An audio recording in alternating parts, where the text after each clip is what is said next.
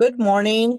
My name is Martha Della Chose, and today, November 9th, 2024, we are starting our second meeting of Tax Representation Training Center. And today's meeting, I will do an introduction of myself, and then I will go into a case study regarding trust fund recovery penalty and appealing one in which an officer is held to not be responsible, even though he was a sole officer of the corporation. And but there are certain issues that made him not responsible or willful. So let's begin with my introduction. My name is Martha Della Chose, and I am a former IRS collection officer, worked for the Internal Revenue Service for over 25 years. I quit in 2009 to go to the other side and help people who have issues go through the red tape and get the best possible solution for them. Within the IRS, I specialized in offering compromises for 5 years. Then I was assigned to the specialized unit that handled multi-million-dollar fraudulent and abusive schemes. Um, that other officers couldn't work because of the time limits that they have or because they were too complex and it required more time to investigate. So those cases are removed and provided to now the grade 13, so senior revenue officers in many cases. It depends on, of course, the inventory levels in each area, whether or not difficult complex cases get reassigned to grade 13s or if they stay within general program with the senior revenue officers. But let's begin. Usually, when a corporation, a CES corporation, limited liability company, it doesn't matter, except for a sole proprietorship, when they owe payroll taxes, people within that organization, that company, can be held personally liable under Internal Revenue Code 6672 for non-payment of the employees' tax withholdings, Medicare, and Social Security taxes are taken from their pay. And that money is supposed to be deposited by the companies as federal tax deposits and sent over to the government. So that when the individuals, the workers, file their tax returns, that money is there, sitting there to give them credit on their tax returns as tax withholdings and so forth on their tax returns. So therefore, it's not the company's money to use at their will. It's supposed to be moved over, taken from the payroll and moved over to the government at a certain time frame within the pay periods, depending on the amount of workers and amount of withholdings that are taken. So employers are either required to make deposits every 3 days, every biweekly or monthly, and there are federal tax deposit rules, which if you don't know what those rules are, I would recommend that you read the publication 15 for employers, and you can get the information there or go to the IRS website and find out the federal tax deposit rules and guidelines to get the payroll limits and the timing of the due dates of the payroll taxes that should be paid by the companies. Um, but basically, what happened in this case is the individual 100% shareholder was the one who was responsible for client acquisition, making field calls to look at the job sites, provide quotes, and do the actual requisitions for material purchases of the same. He dealt with the vendors, but he wasn't involved in paying the vendors nor making any payments whatsoever on behalf of the corporation. He had a president, he had a chief financial officer, and he had a secretary.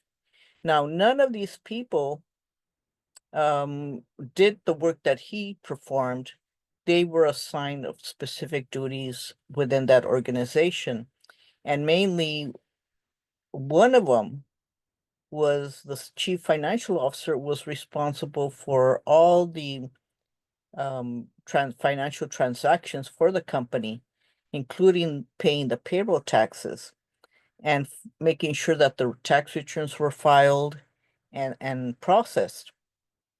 So what wound up happening when the revenue officer went out to demand payment of, let's say, 250,000, and again, this is a case scenario. It's not an actual case. It's very common to see this, but it depends. The only variant here is who could be held liable and responsible for non-payment of the trust fund taxes.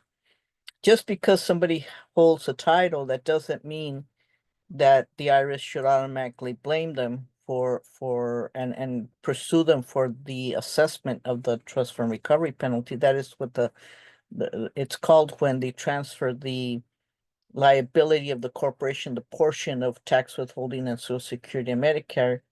That portion for every quarter of unpaid taxes is transferred over to the individuals as their individual tax liability. The IRS does not collect double. Anytime there's a payment on one side, let's say the corporation makes installment payments, then the trust fund recovery penalty amount on the individuals is reduced depending on where that payment under the corporation is applied. It can be applied first to non-trusts, but in reality, the way it works now is payments by a corporation for their tax debts on 941s get applied first to trust fund, then non-trust, then penalties, then accrued penalty, and then interest. So there's a manner in which the computer identifies how much money goes into which section under the corporate account. But as soon as it hits a trust fund recovery penalty payment, then it reduces the trust fund recovery penalty on the individuals. So automatically it should just reduce the amounts. In any case, what happened is the revenue officer went out, did his investigation, did interviews with the 3 officers of the corporation. Come to find out that they are not the owners of the corporation. The owner is this Mr. Fiddlesticks. Let's put his name. Let's name him Mr. Fiddlesticks. Anyway, I'm just making this up as I go along. And so Mr. Fiddlesticks is called, and the revenue officer determines, well, you as the owner should have been aware that the payroll taxes were not paid. It's over 100,000, 200,000, it doesn't matter the amount, except if it was less than 5,000. In most cases, the IRS does not pursue that, because it would not be cost effective. Between field calls, investigations, summoning bank records, if they can't get it from the company and the evidence that they require, it's not cost effective. In any case, I'll go into that in a little bit. But so then the revenue officer does the interview. There's a form 4180 interview form that the IRS collection officers use that is completed in front of the officers. And so he completes one at a time, interviews each person, the president, the CFO, the secretary, and Mr. Fiddlesticks, and says, okay, you're all responsible. I'm going to send you a letter with the calculations, and the letter is the letter 1153, recommending assessment of the trust fund recovery penalty and with their appeal rights. They have 60 days to appeal the decision as to why they should be assessed the trust fund recovery penalty.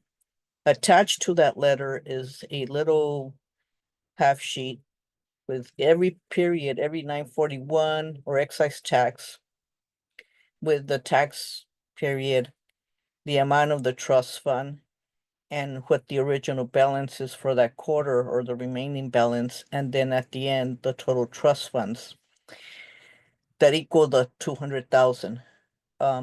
So they have 60 days, each individual has 60 days to appeal. I can tell you that the president appealed, the CFO appealed, the secretary did not appeal, and Mr. Fiddlesticks appealed. When the revenue officer summons the bank records, they have to summons the period of the payroll to the end of the payroll of the last quarter that has not been paid.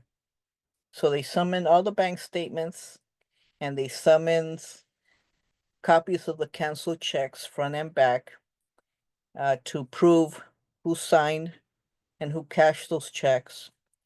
And they ask for the bank signature card, articles of incorporation, loan documents, anything and everything to do with that corporation for that time period.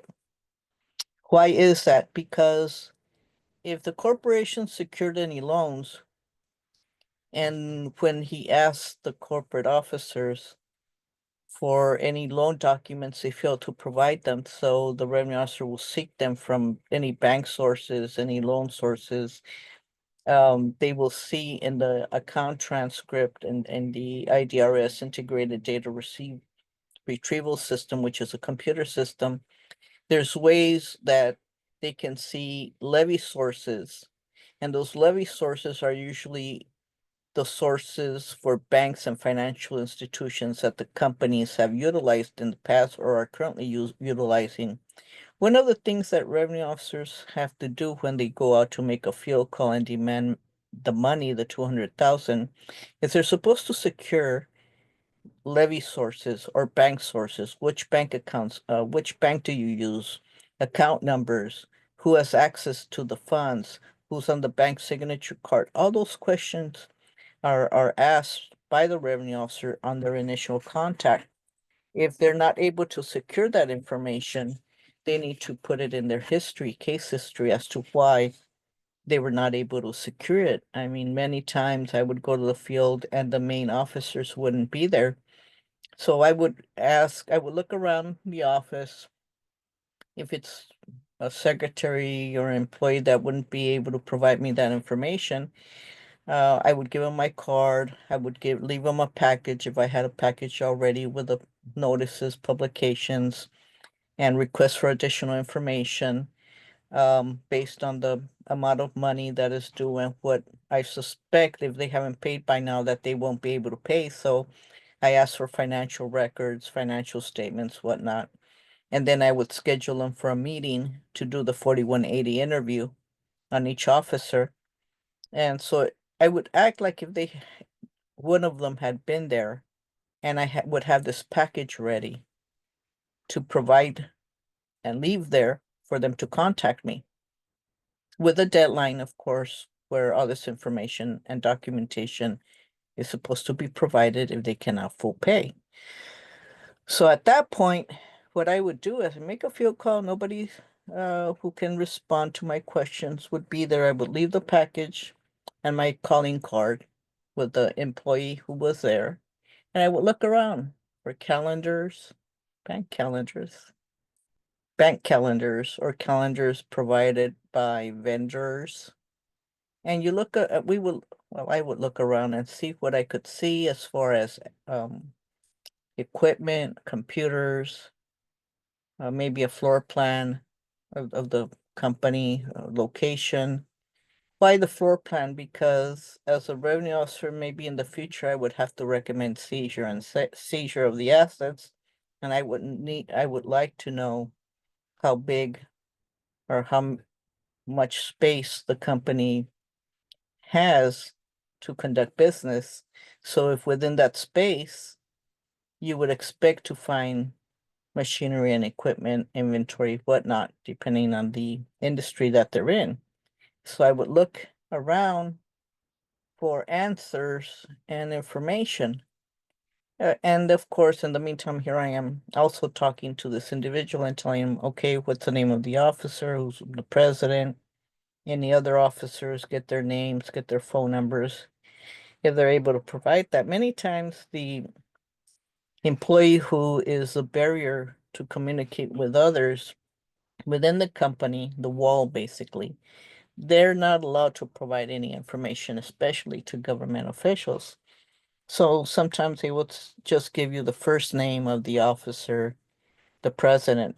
I would ask for the president or the CFO, chief financial officer, their name and their phone numbers, and then I would leave because I would have already left the package. I would have already made demand with the final notice or asking for the money in the envelope. This is the amount of money that you owe. Call me to make an appointment. And yeah, so basically, with if the final demand letter 1058 had not been issued, that would be included in there. And the publications that are required to be provided. Publication 1, Taxpayer Bill of Rights. Publication 594 regarding payroll taxes and enforcement. So in any case, the package is left. And once the revenue officer communicates with these officers, appointments are made with each one to secure the 4180s, verify compliance, demand any delinquent returns, a letter 725 or a 1085, which is a potential 6020B letter, would have been left in the envelope as well. So the revenue officer will want to identify each delinquent return that corporation hasn't filed, and in the listing of information, evidence of current federal tax deposits. So the revenue officer is required to do a compliance analysis in their history, the balances due. I would even at times leave copies of the account transcripts so that we can discuss them over the phone on subsequent contacts. And so from there, once the bank records are provided to the revenue officer and the 4180 forms are secured, the revenue officer has to start completing a package, the trust fund recovery penalty package, and then issue those letters, the 1153 proposed trust fund recovery penalty letter with a 60-day appeal time frame, along with the 2751 half sheet with all the calculation of each quarter's trust fund amount that they're proposing to assess or bill against those individuals. And then at that point, they assembled or they secured the articles of incorporation.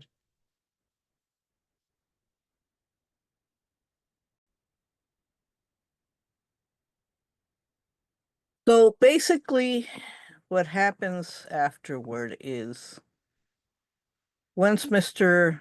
Finkelstick received his notice, his letter indicating that the IRS would go after him personally for not paying the tax debts of the corporation, he appealed.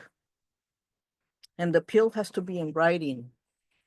There is no form, no appeal form. You cannot use a CAP. You cannot use the CDP.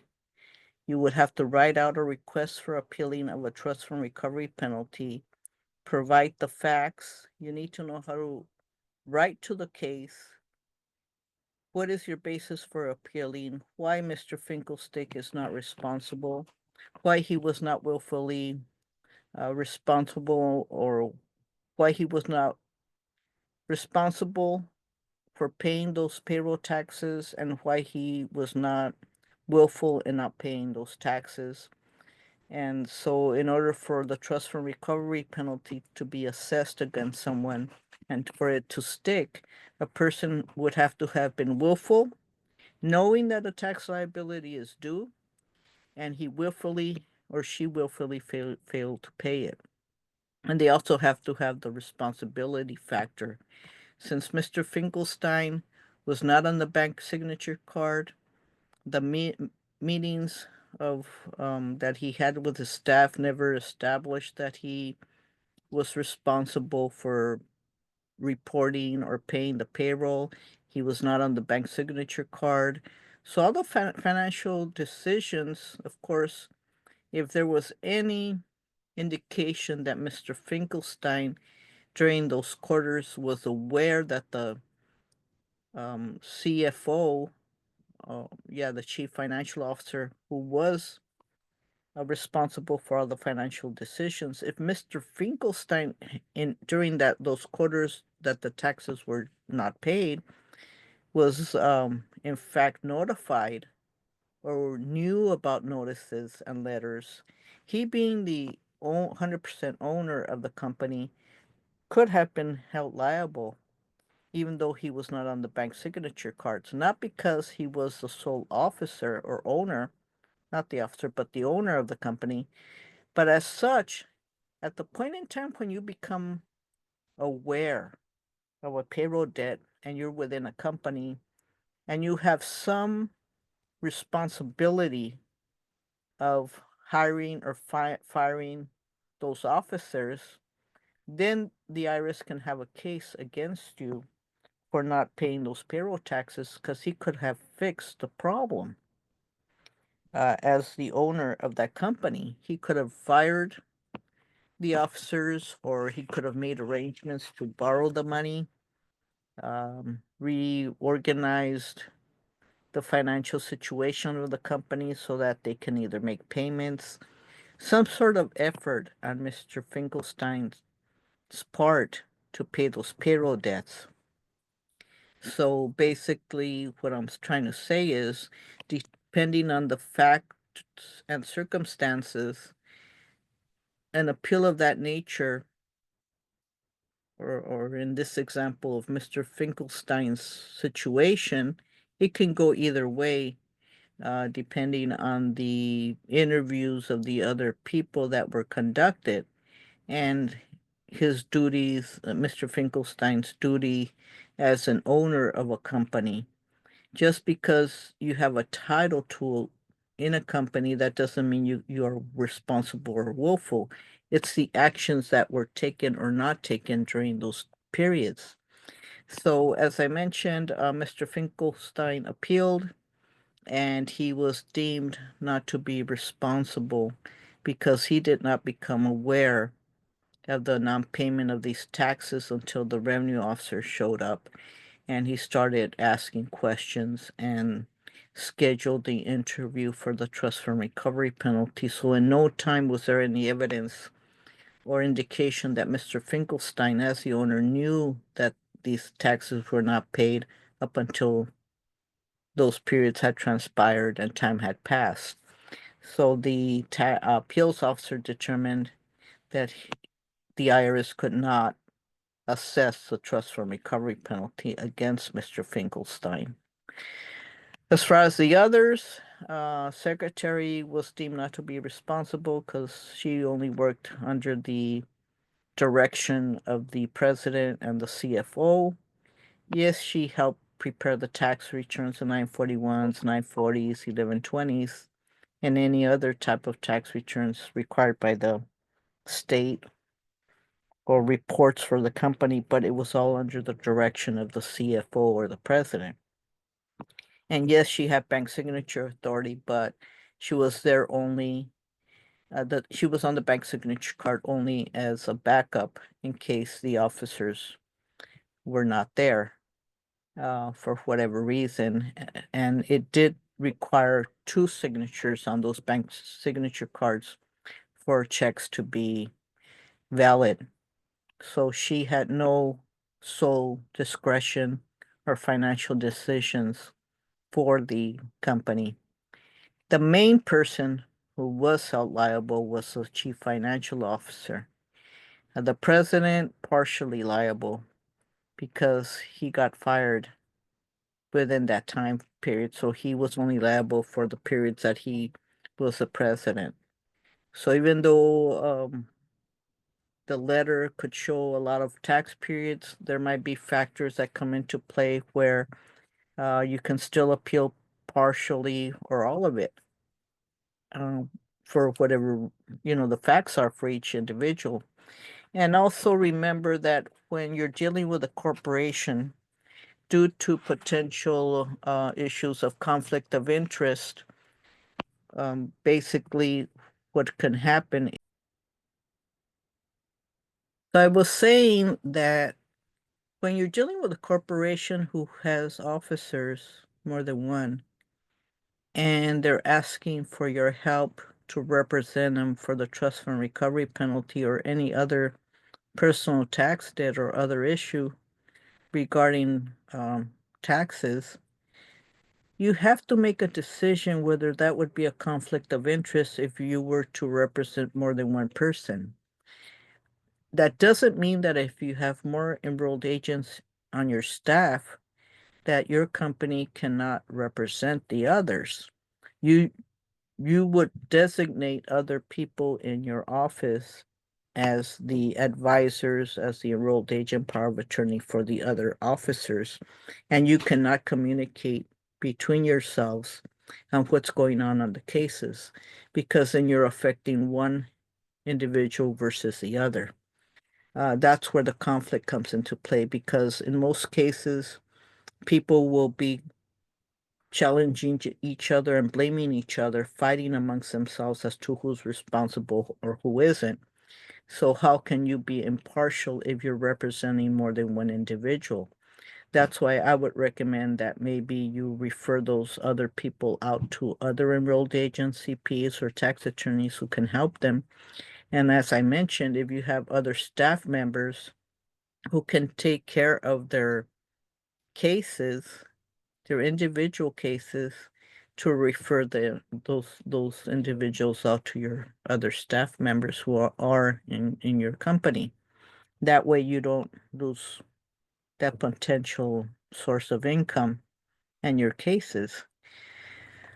But it's a very delicate situation, and could you have to foresee the potential problems with doing that, where maybe one officer, if they know that the other one also hired your company, they may choose or later say, I'm going to sue your company because you favored the other officer instead of me. You didn't do what your due diligence. You didn't fight for me, and they can sue the company and one of your staff members, or you for that matter, personally.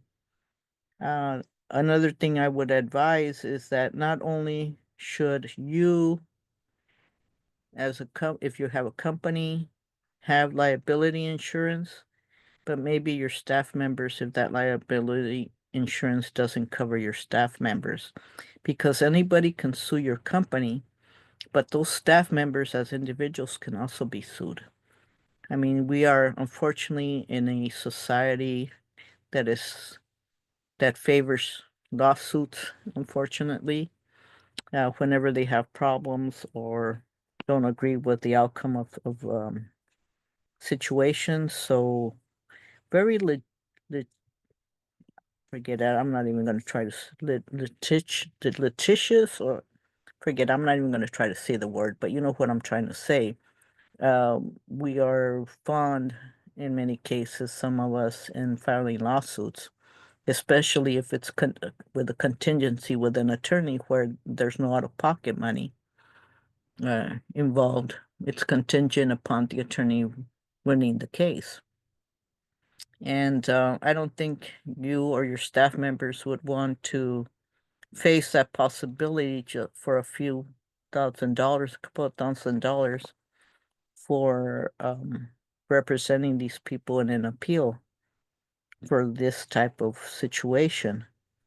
You need to weigh what is the benefit not only for you but for your clients, and what would that potential outcome be if you were to take on more than one person for the trust fund recovery penalty.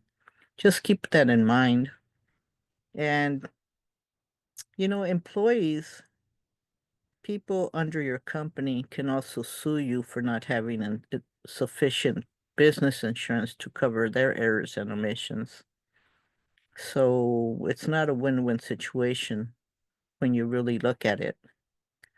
I would consult an attorney to find out if that's even possible, where let's say that one of your clients sued you for not performing your due diligence in an appeal, where one of your enrolled agents or tax professional represented the other officer or person involved in a trust fund recovery penalty, and your insurance didn't cover your workers, it only covered your company per se, and that taxpayer client files suit against your employee.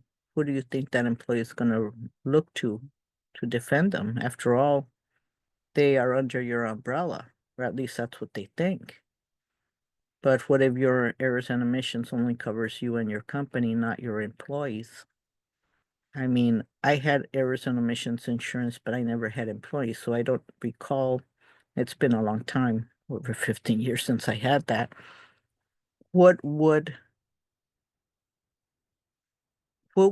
be the likelihood that an employee in that situation would prevail against you or your company for not having sufficient errors and omissions, whereby the taxpayer sues your employee and you